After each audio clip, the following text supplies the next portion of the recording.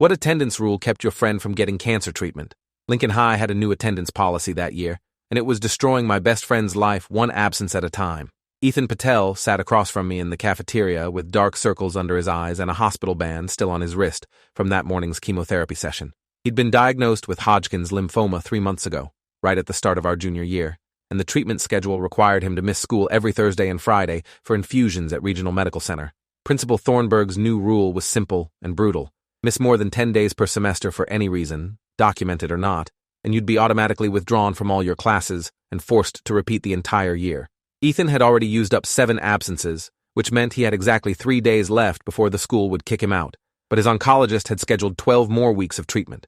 Every single one of those weeks required 2 days at the hospital.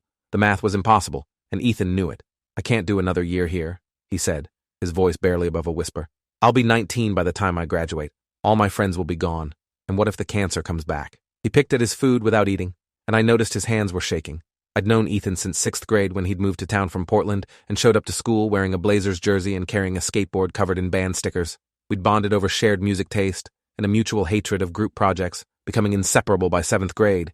He was the kind of person who remembered everyone's birthday, who'd stay up until 3 a.m., helping you study for a test, who'd defend you even when you were wrong. Watching cancer try to take him was like watching someone slowly drown while everyone on shore argued about pool regulations.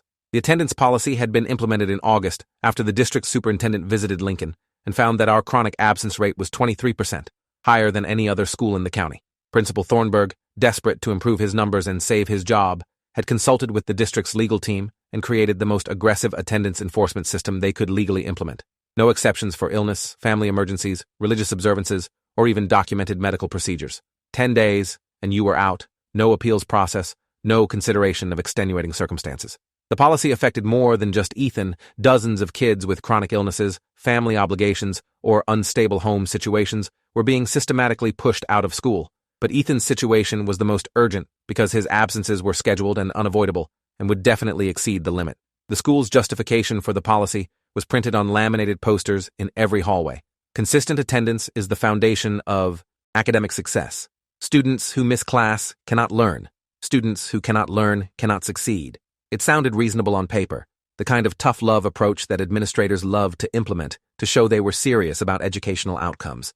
But what it actually meant was that vulnerable students, the ones who already faced overwhelming challenges, were being punished for circumstances completely beyond their control. Ethan had tried to talk to Principal Thornburg twice already, bringing documentation from his oncologist, letters from Regional Medical Center, even a statement from a social worker explaining how forcing him to repeat junior year would devastate him psychologically at a time when his mental health was critical to his physical recovery. Thornburg had listened politely both times, expressed sympathy for his situation, and then explained that policy was policy and exceptions couldn't be made because that would undermine the entire system. What if everyone claimed they had a good reason? He'd asked Ethan during their second meeting. Where would we draw the line?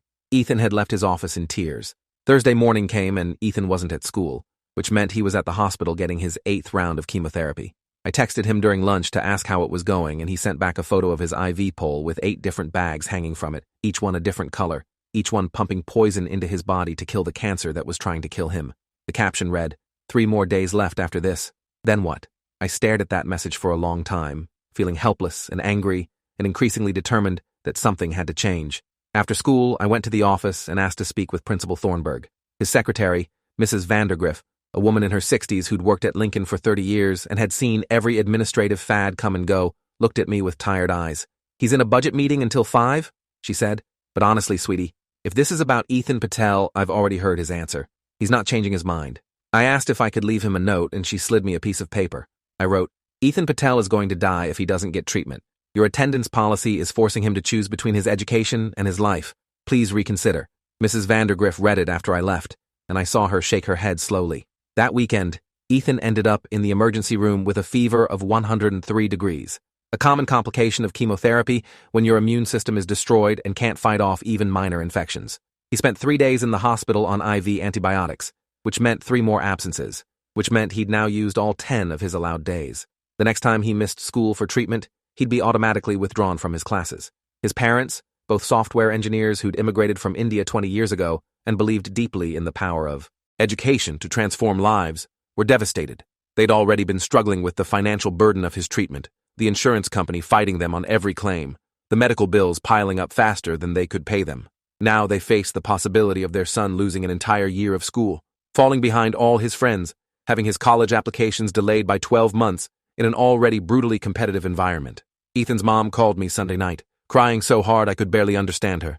"We came to this country for opportunity," she said. "We worked so hard to give Ethan everything, and now this school is taking away his future because he has cancer. How is that fair? How is that even legal?" Monday morning, I decided to do something I'd never done before. I organized a protest. I started by texting everyone I knew who cared about Ethan, which was a lot of people because he was genuinely beloved. Then I created a group chat and explained the situation. Ethan had 3 days left before being kicked out. His treatment required him to miss 2 days every week for 12 more weeks, and Principal Thornburg refused to make any exceptions to his attendance policy. I proposed that we stage a walkout during third period, gather in the courtyard, and demand that the administration create a medical exception to the attendance rule. The response was immediate and overwhelming. Within 2 hours, 60 students had joined the group chat. By Monday night, it was over 200. People started sharing their own stories about how the attendance policy had affected them or their families. A girl named Destiny, whose mom was dying of ALS and needed her daughter's help at home 3 days a week.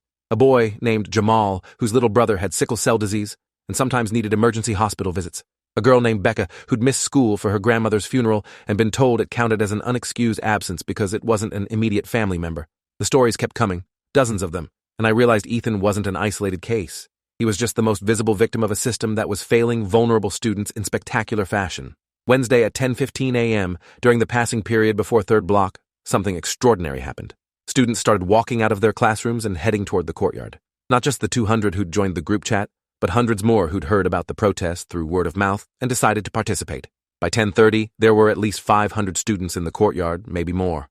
I'd never organized anything like this before, and I felt terrified and exhilarated in equal measure. I climbed up on one of the concrete planters so people could see me, and I started to speak, my voice shaking at first, but getting stronger as I went. "Ethan Patel is my best friend," I said. "He has cancer. He's fighting for his life. And this school is punishing him for it." The crowd was completely silent, everyone listening. "The attendance policy says he has to choose between his education and his treatment.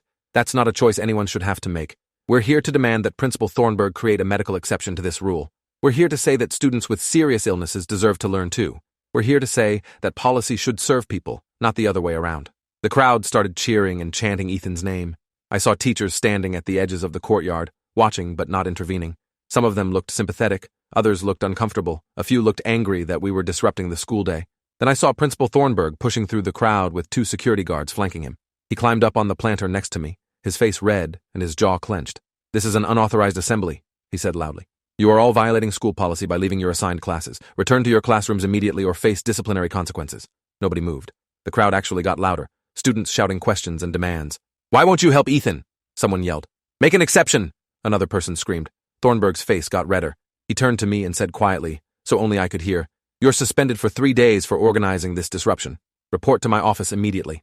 I looked at the crowd, at all these people who'd shown up to support Ethan, and I made a decision. "No," I said loud enough for everyone to hear. "I'm not leaving, and neither is anyone else. Not until you agree to change the policy." Thornburg looked shocked that I'd refused a direct order. He turned to the security guards and nodded toward me. They moved forward, clearly intending to physically remove me from the planter. But before they could reach me, students started linking arms, creating a human barrier between me and the guards. The scene was getting tense, and I could see Thornburg calculating whether it was worth escalating to forcible removal. Then something unexpected happened. Mrs. Vandergriff, the office secretary, walked into the courtyard carrying a megaphone. She handed it to me, then turned to Thornburg. "I've worked here for 30 years, she said loudly. "I've seen a lot of bad policies come and go, but this attendance rule is the worst. It's hurting kids who are already suffering.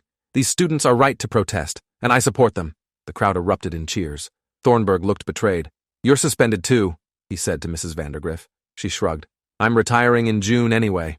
Worth it." I took the megaphone and my voice boomed across the courtyard. "We're not leaving until Principal Thornburg agrees to meet with Ethan and his family and create a medical hardship exception to the attendance policy. We'll stay here all day if we have to." We stayed there for 3 hours. Students sat in circles on the concrete, some doing homework, others making signs. Someone ordered 50 pizzas, and they arrived around 1 p.m., paid for by an anonymous donor who later turned out to be Mrs. Vandergriff's husband. Teachers brought out bottles of water. A few parents showed up to support us, including Ethan's mom, who stood at the edge of the crowd crying and hugging anyone who approached her. Local news trucks arrived around 2 p.m., and suddenly there were cameras everywhere, reporters interviewing students about why we were protesting. I did 3 interviews, each time explaining Ethan's situation and the impossible choice the school was forcing him to make. By 3 p.m., the story was trending on local social media. By 4 p.m., it had been picked up by regional news outlets. The district superintendent called an emergency meeting with Thornburg at 4:30, and through the office windows, we could see them arguing. At 5 p.m., Thornburg came back outside looking defeated. He didn't use the megaphone, just raised his voice, so the 100 or so students still remaining could hear. The district has agreed to create a medical hardship exception to the attendance policy, he said. Students with documented serious illnesses requiring ongoing treatment will be exempt from the 10-day limit. The crowd erupted in cheers, but I wasn't done. I raised the megaphone again. What about students with other hardships? Family emergencies? Chronic illnesses? Mental health crises? Thornburg looked irritated. We'll review those on a case-by-case basis, he said. That's the best I can offer right now. It wasn't perfect, but it was something. I looked at Ethan's mom and she nodded, tears streaming down her face. Okay, I said into the megaphone. Thank you for listening. Everyone can go home now. The crowd dispersed slowly, students congratulating each other, taking photos, exchanging contact information. I climbed down from the planter feeling exhausted and exhilarated. Mrs. Vandergriff hugged me tightly. Your generation gives me hope, she said. That evening, Ethan called me from his hospital bed where he was getting his 9th round of chemotherapy. I saw the news, he said, his voice thick with emotion.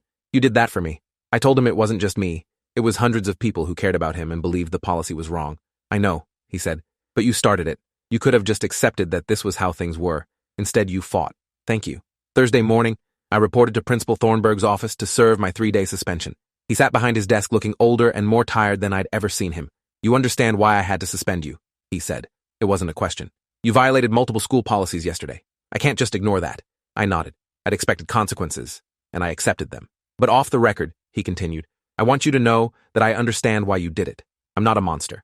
I know Ethan's situation is tragic, but I have a job to do, and that job includes enforcing policies that I don't always agree with. I looked at him and felt something between pity and anger. You could have created the medical exception months ago, I said. You could have helped Ethan without waiting for a protest. You chose not to. He didn't have a response to that. He just handed me my suspension paperwork and told me to report back on Monday. I spent the next 3 days at home doing my homework and watching the news coverage of our protest. The story had taken on a life of its own, with education policy experts being interviewed about attendance rules, disability rights advocates weighing in on discrimination against students with medical conditions, and parents across the district demanding reviews of their own school's policies. The following week, Ethan returned to school for the first time since his fever hospitalization. He walked into the cafeteria at lunch, and the entire room erupted in applause. He looked overwhelmed and happy and self-conscious all at once. He sat down next to me and just started crying. I thought I was going to have to quit school, he said. I thought I was going to lose everything, and now I don't. Because of you, because of everyone. I held his shoulder across the table. You're going to beat this, I told him. You're going to finish treatment. You're going to graduate with our class, and you're going to do amazing things with your life. He wiped his eyes. I hope so. God, I hope so. That afternoon, we had an assembly.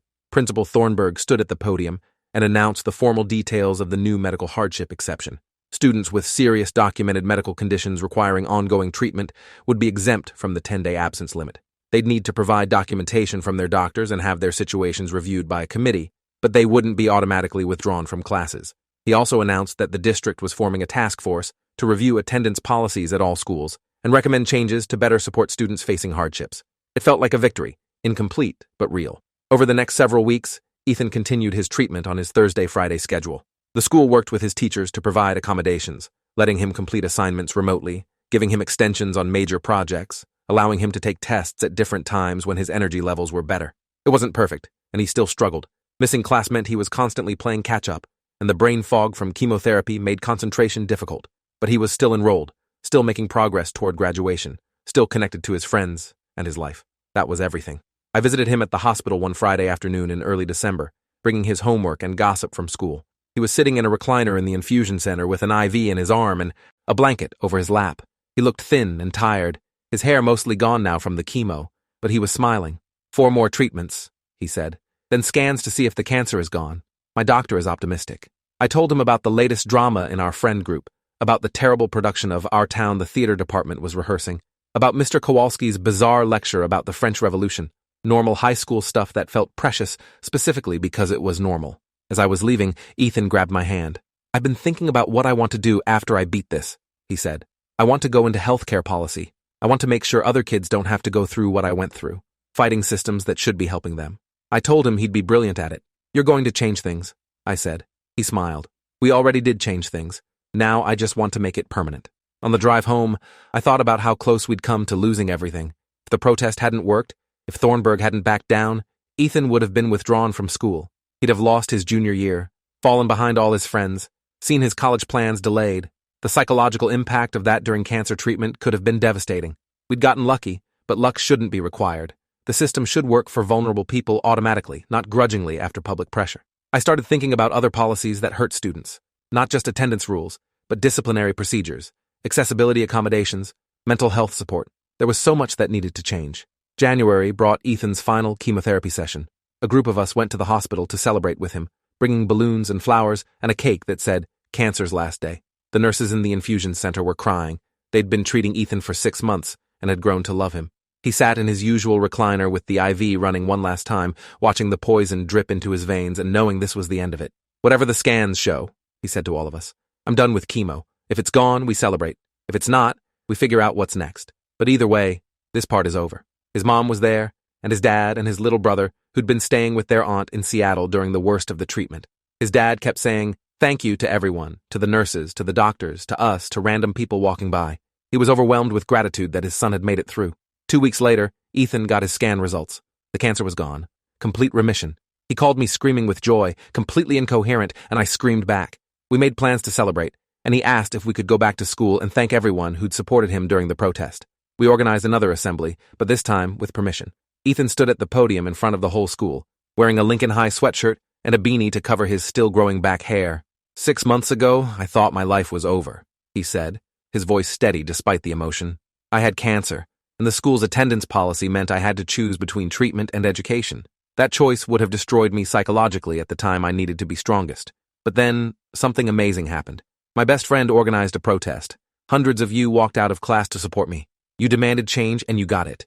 Because of you, I was able to continue my treatment and stay in school. Because of you, I'm standing here today cancer-free and on track to graduate with my class." He had to stop because he was crying.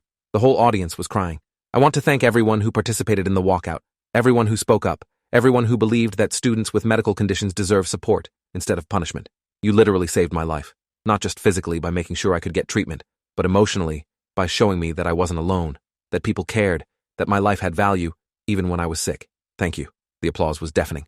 Principal Thornburg, sitting in the front row, was clapping too, though his expression was complicated. After the assembly, Ethan and I walked through the halls together like we had 1,000 times before, but everything felt different now. We'd been through something that changed us both. He'd faced his own mortality and survived.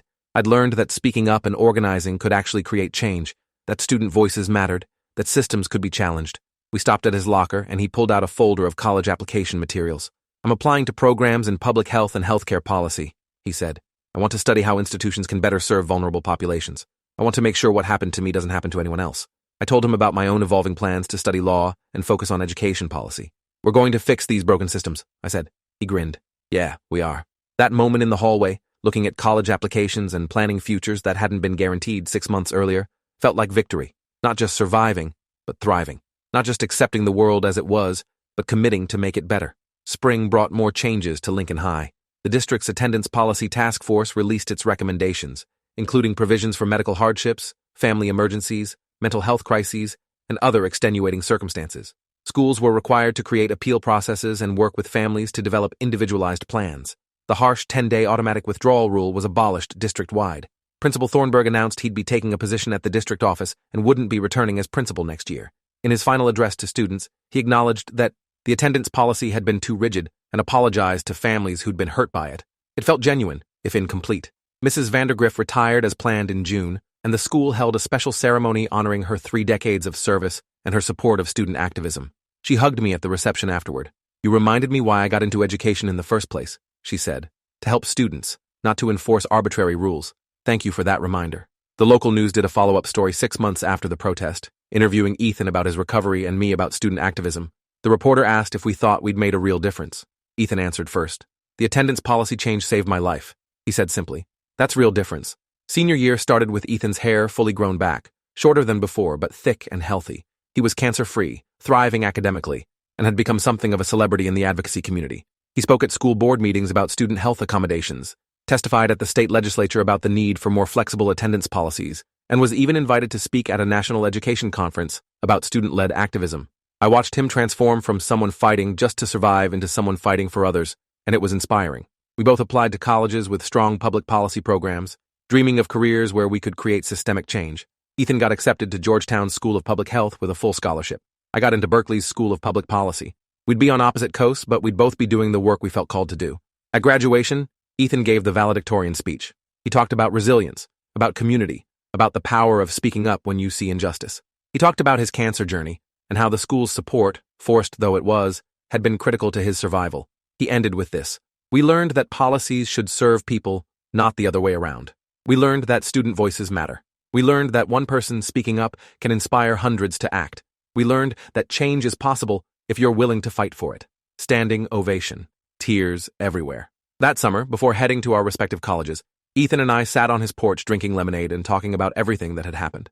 "Do you remember that day in the cafeteria?"